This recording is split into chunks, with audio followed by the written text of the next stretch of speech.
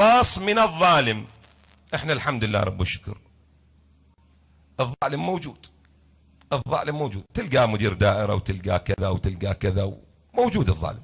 للخلاص من الظالم قال الصادق عليه السلام، طبعا مخصوص أن يكون ظالم، مو أنت مختلف وياه شخصيا، يعني يكون عنوانه ظالم حتى لا يصير سوء فهم. قال الصادق عليه السلام: من كتبها في ليلة مظلمة، يعني مو ليلة نقول بها القمر 14، واضح؟ ليلة مظلمة مو القمر كامل، هذا مهم.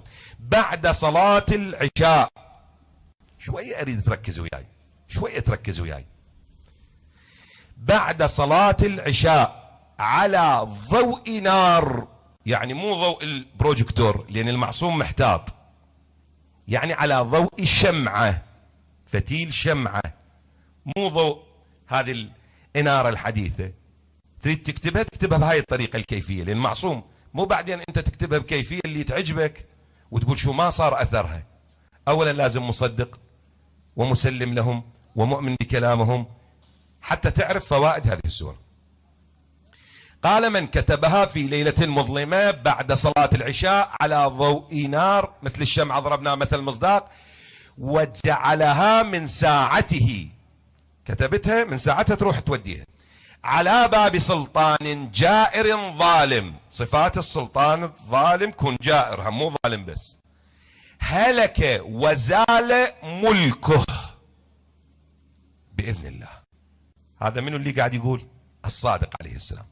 نفس السورة: ومن كتبها، مو تخلط ذيك هود، هاي غيرها سورة.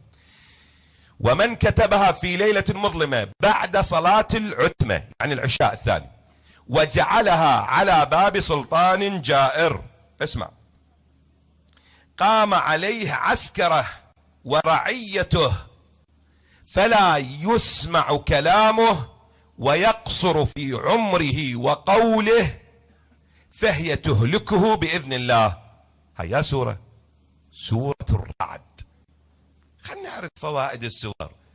شو القرآن على قولتهم كم من قارئ للقرآن والقرآن يلعنه، وشكوة النبي أوضح من وضوح الشمس وأبين من بيان الأمس. وثلاثة يشكون إلى الله منهم الكتاب، وقال الرسول يا ربي إن قومي اتخذوا هذا القرآن مهجورا. هسه خوف مو بس مهجور من القراءة، خوف مهجور بعد من شنو؟